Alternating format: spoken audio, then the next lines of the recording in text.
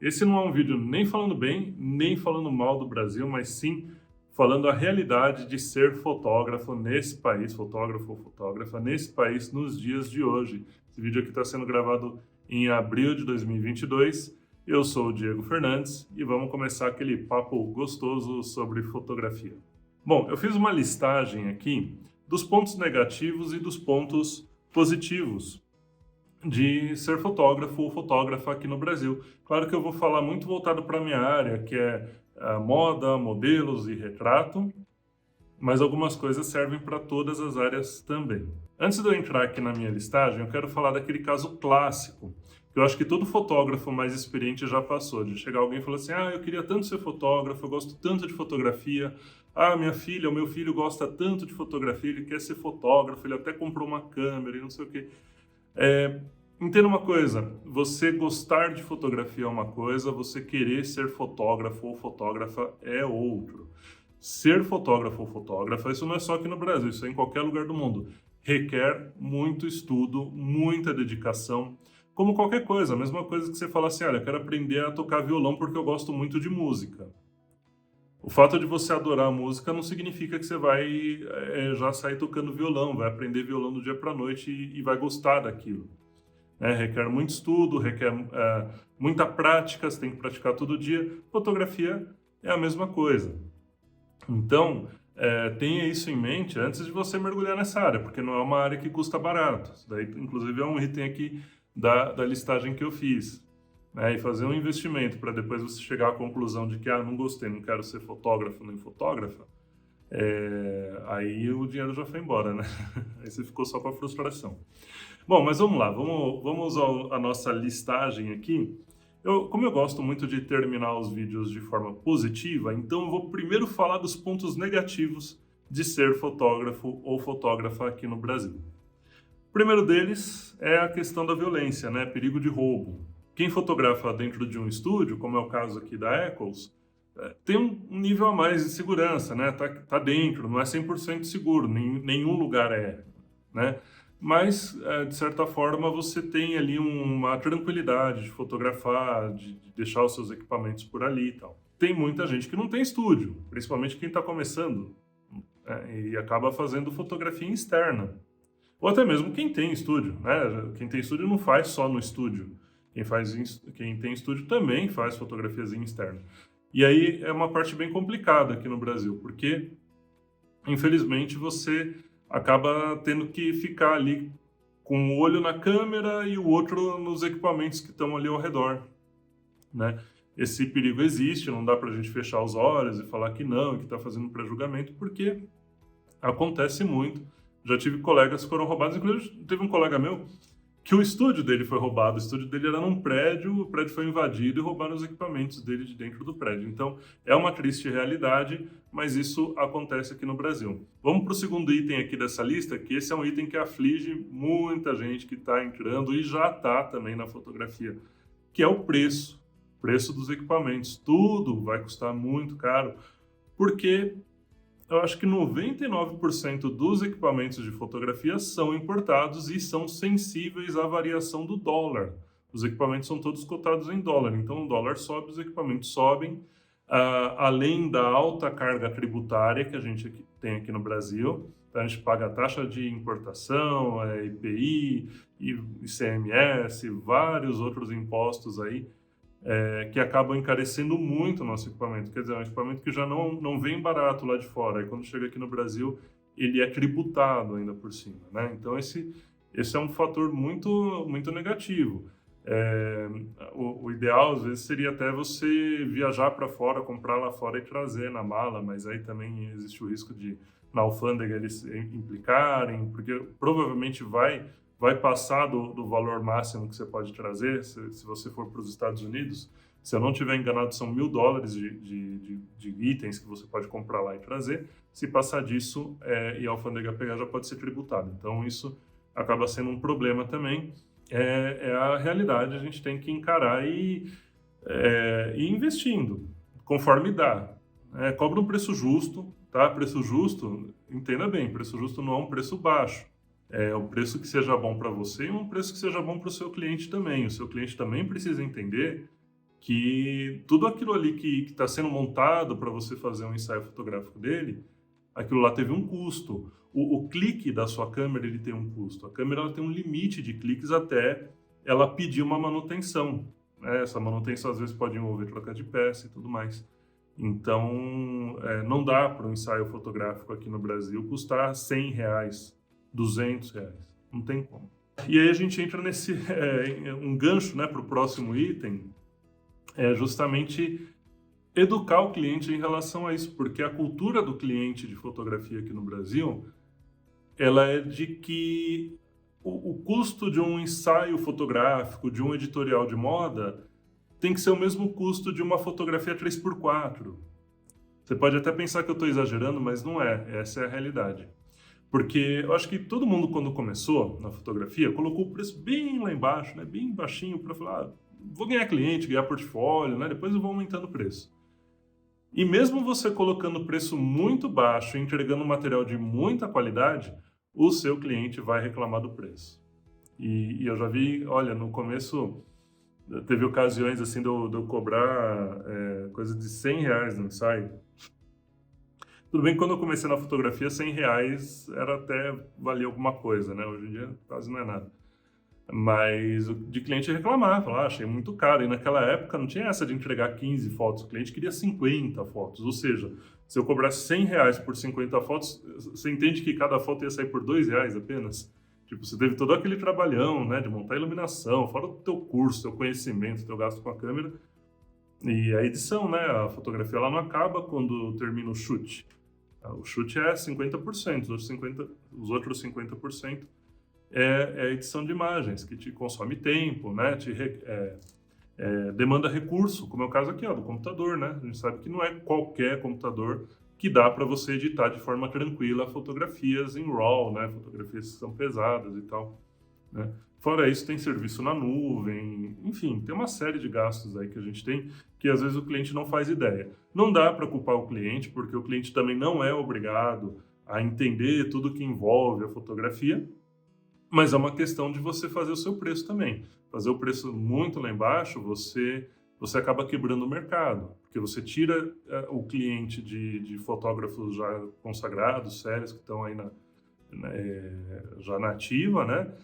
Acaba tendo que entregar um produto de péssima qualidade ou basicamente trabalha de graça. Então você não vai ganhar nada e vai estar tirando cliente de fotógrafos que já estão aí no mercado, já tem uma clientela no mercado. Vamos lá, vamos para o próximo. Muitos locais proibidos. Tem muito local que é proibido de fotografar.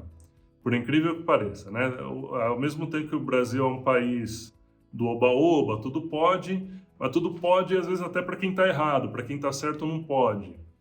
Eu vou te dar um exemplo disso.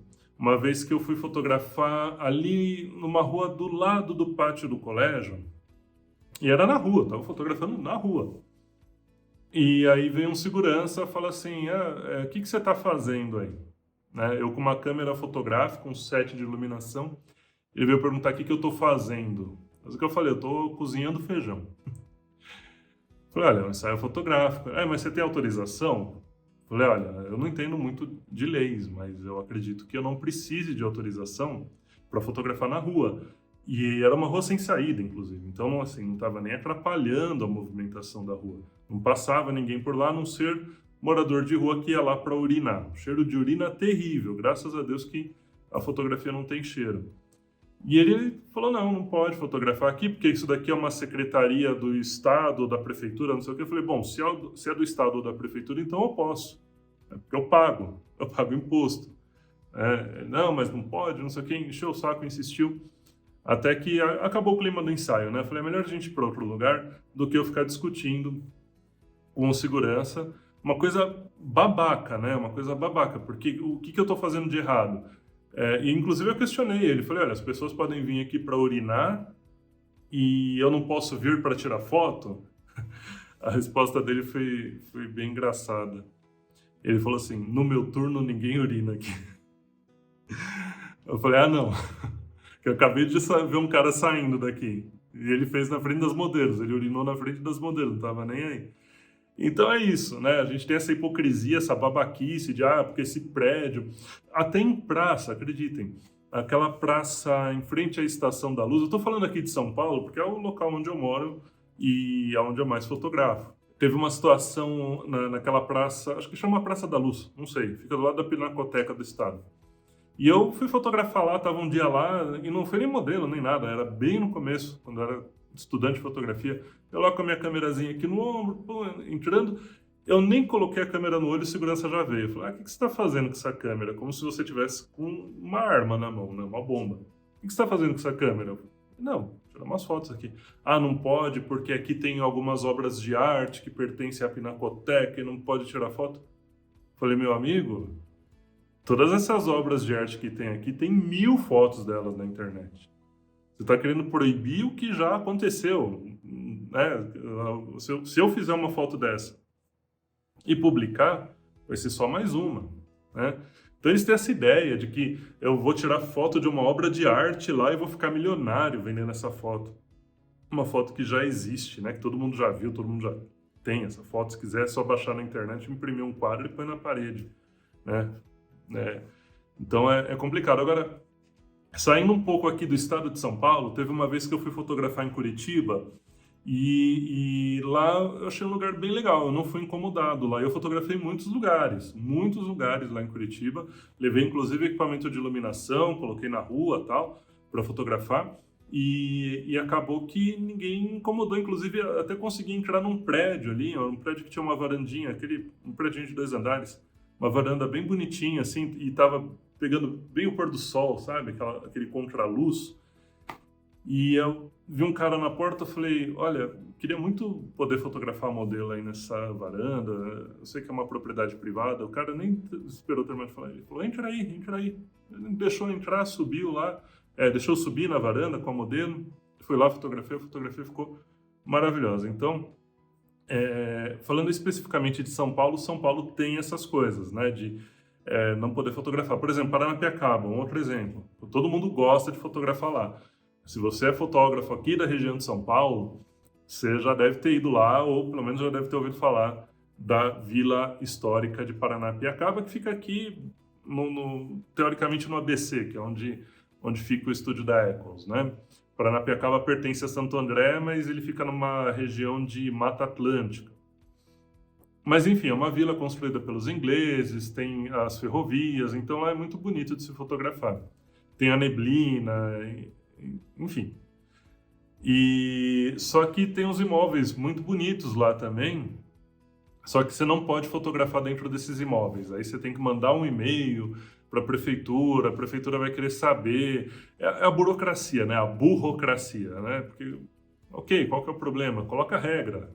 Ó, pode ter, sei lá, um fotógrafo por vez, ou ficar 2 horas no máximo aí fotografando, depois sai fora, ou não pode usar flash, que às vezes tem lugar que tem obra de arte, a gente sabe que o flash queima a obra de arte, a pintura, essas coisas, né? Não é bom usar. Mas coloca a regra, mas deixa, pô. Ou, sei lá, que cobre um valor simbólico, igual o caso do Jardim Botânico aqui de São Paulo. Jardim Botânico eles estão cobrando atualmente para fotografar lá, para fazer ensaio fotográfico, o que eu acho certo. Porque a gente também reclama, né, de ser proibido tudo, mas tem o outro lado. Tava tendo muito caso, assim, de ensaio fotográfico de noivas, né, de noivos, né, de casal, pré-wedding, essas coisas. E basicamente estavam usando o banheiro lá, que é público, né, pro visitante, estavam usando o banheiro de camarim. Então as pessoas ficavam até com receio de usar o banheiro, os visitantes ali, porque será que pode? Será que posso entrar? Ou acabava não conseguindo usar porque estava ocupado ali, né, sendo feito de camarim. E já teve casos, inclusive, do pessoal meter o pé em planta, pisar em cima de planta. E a gente sabe que no Jardim Botânico tem plantas que são raras de se encontrar em qualquer outro lugar, né? Eles fazem esse trabalho de preservar. E o pessoal pisando. Aí eles falaram, não, a gente vai começar a cobrar, porque já que gera um custo, então vamos usar esse dinheiro para fazer a manutenção, que eu achei justo. Mas fala você, deixa aqui nos comentários, na sua região aí, como é que é? O pessoal implica muito para usar as locações? Tem lugares legais que é possível fotografar? Deixa aqui nos comentários, inclusive, é bem legal para os colegas fotógrafos, quando forem visitar a sua região, terem uma locação para poder fazer os ensaios fotográficos. Vamos criar esse networking aqui nos comentários. E para a gente finalizar aqui a parte dos pontos negativos, vamos falar da falta de assistência técnica. Isso a gente passa um certo perrengue aí. Principalmente porque muitas empresas ou não estão ainda no Brasil ou já saíram do Brasil, como é o caso da Nikon. A Nikon, quando ela ainda estava aqui no Brasil, tinha uma dificuldade muito grande de você achar uma assistência técnica confiável da Nikon. E depois ela saiu, piorou, né? Agora, equipamentos como, por exemplo, o Profoto, a Godox, né? Você não tem... aliás, não tinha, porque agora a Godox tem a Lumitec, que é assistência autorizada, além de eles serem revendedores autorizados, é assistência técnica autorizada, fica aqui em São Paulo, na região ali perto da Consolação, não lembro o nome, mas enfim. Então, você tem essa dificuldade. Aqui não tem. Aqui, não sei se ainda está tendo esse serviço, mas para quem era daqui de São Paulo, encontrava assistência técnica, inclusive dentro do prédio da Canon. Ali eles tinham um balcão ali que eles recebiam equipamento para fazer manutenção. Eu não tive uma experiência muito boa. Eles deram manutenção na minha câmera, fizeram a limpeza do sensor lá, tudo que eu tinha pedido, mas roubaram uma bateria minha. Pois é, eu fui roubado pela Canon. Na hora que você entrega lá, eles dão um relatório lá, né, com os equipamentos que você deixou, a borrachinha do viewfinder,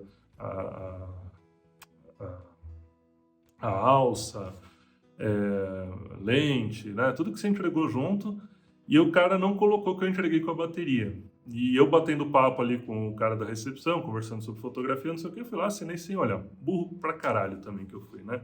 Na hora de pegar a câmera, tava sem a bateria. E quando eu fui questionar, né, falei, olha, eu entreguei com a bateria. O cara falou, não, você assinou aqui que você entregou sem a bateria. E ainda fez aquela cara de tipo, tá querendo garfar uma bateria nossa. Né? Paciência. Assinei sem ler, né? Vamos marcar com o prejuízo. Mas que foi mancada daqui, não foi, viu? Eles sabiam que estava com a bateria lá. Podiam ter sido mais honestos. Bom... esses foram os pontos negativos. Agora vamos terminar o vídeo de uma forma positiva, que tem muitas coisas legais. E aqui eu estou falando assim de coisas que são meio que exclusivas, do Brasil, né? De ser fotógrafo no Brasil. Tem coisas boas de ser fotógrafo. Ser fotógrafo é maravilhoso. Você está sempre lidando com pessoas de bom humor, pessoas que estão lá porque querem ser fotografadas e elas ficam mais felizes ainda quando vê o resultado do seu trabalho. Né? Então, é uma paixão. Né? Quem fotografa, quem ama fotografia, tem isso como uma paixão mesmo, uma verdadeira paixão. Mas isso eu acho que é em qualquer lugar do mundo. Acho que isso não é uma exclusividade aqui do Brasil. Bom, o primeiro ponto positivo é o clima. O clima do Brasil é um clima bem gostoso, é um clima, apesar de instável, né? Como, por exemplo, hoje mesmo. Hoje, enquanto estou gravando esse vídeo, cheguei de manhã, estava sol, depois garoou, depois fez calor e agora está chovendo. Então, a gente teve as 4 estações do ano num dia só. Mas, por via de regra, tem um clima ameno o ano inteiro. Claro que não dá para definir um clima do Brasil, porque o Brasil é um país continental. Você pegar Nordeste, Norte, ali é calor o ano inteiro. O inverno deles lá é o nosso verão aqui. Já no sul, ao contrário. No sul, tem regiões aí que tem geada, né? Às vezes até neva. Mas isso também acaba sendo um ponto positivo, porque você encontra no Brasil qualquer tipo de clima. E a gente foge também daquela coisa de só fotografar em dia ensolarado. Né? Às vezes uma foto na chuva pode ser interessante. Uma foto na geada. O inverno no Brasil é bem legal porque o clima ele fica seco, né? Não é legal para a saúde, mas para a foto é bom. O clima ele fica bem seco, então você tem geralmente aquele pôr do sol bem alaranjado, bem bonito, né? Então dá para usar a Golden Hour ali, né, à vontade, né? E depois a Blue Hour também, com aquele céu super azulado, super bonito. Então esse é um ponto positivo daqui do Brasil. O segundo também está bem relacionado a isso, que são as nossas belas paisagens. E olha que legal, né? Aqui no Brasil, às vezes a gente tem, na mesma região, na mesma cidade, ali, enfim, ou por perto pelo menos, várias opções de paisagem, várias opções de background para sua fotografia. Vou usar um exemplo de uma cidade que eu particularmente gosto muito, eu adoro essa cidade, que é Santos. Santos você tem a Mata Atlântica, você consegue fotografar em região de Mata Atlântica, então você tem floresta ali e tal. Você tem uma cidade muito bonita, uma cidade histórica, uma cidade portuária, e tem a praia. A Praia de Santos é bonita, claro. Tem sujeira? Tem, mas eu acho que é muito difícil aqui na região sul e sudeste você encontrar uma praia... Sul sim, mas sudeste, difícil você encontrar uma praia super limpa, né? Infelizmente. Aliás, você como fotógrafo ou fotógrafa, cuida disso, viu? Vai fotografar na natureza, vai fotografar em qualquer lugar, deixa o lugar limpo, não larga nada. Mas enfim, é isso, né? Santos eu acho uma cidade muito bonita e claro, a gente vê as outras regiões aí também, norte, nordeste. Tem fotógrafos do Espírito Santo. O Espírito Santo tem praias lindíssimas ali, paisagens maravilhosas. E claro, a gente como fotógrafo, exercendo a nossa arte, a gente consegue fazer aquilo que já é bonito, né? Tornar aquilo que já é bonito muito mais belo, com o nosso olhar, com a nossa perspectiva. Um outro item muito legal também aqui do Brasil, que é a beleza do povo. O povo brasileiro é um povo muito bonito, é um povo que ele tem uma miscigenação muito grande. Tanto que a gente vê assim, estrangeiros falando do Brasil, eles falam assim, é difícil você identificar um brasileiro. Porque qual que é a característica do brasileiro? Não existe uma característica. Você vai ter de todas as cores, de todas as etnias, então você tem afrodescendentes, você tem descendentes de europeus, né?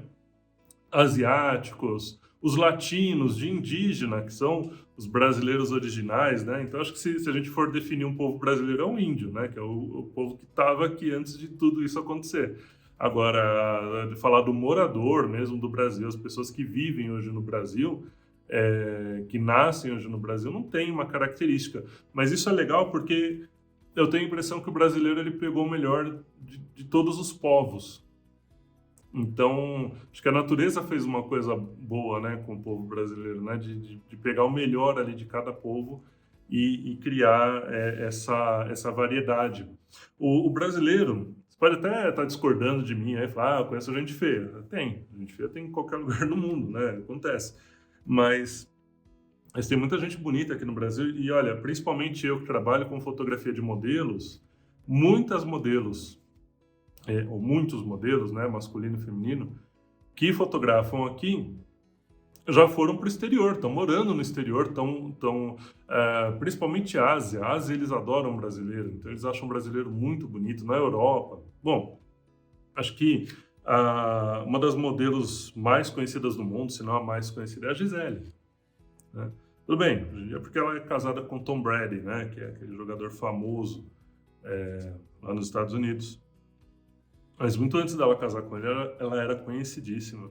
Como outras também, a Aline Weber, a gente tem a Flávia Lucchini maravilhosa, linda, tá gravidinha no momento da gravação desse vídeo aqui, tá gravidinha, tá para ter bebê.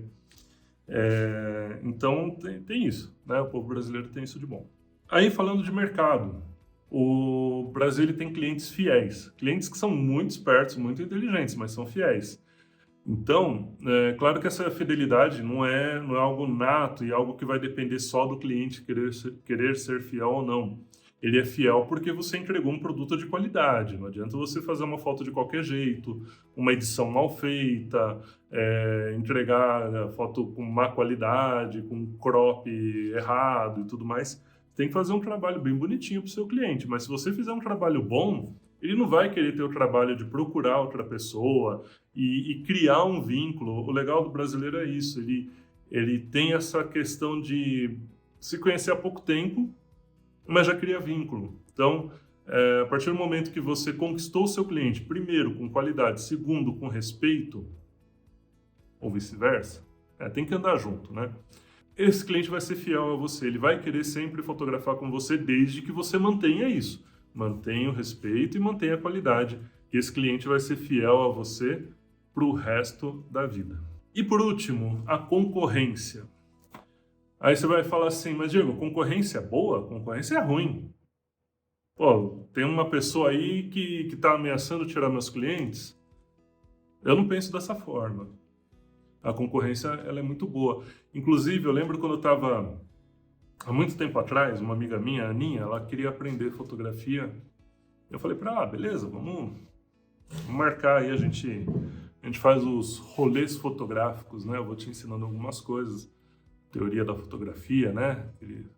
O tripé da fotografia, que é o ISO, diafragma e obturação, né? Obturador.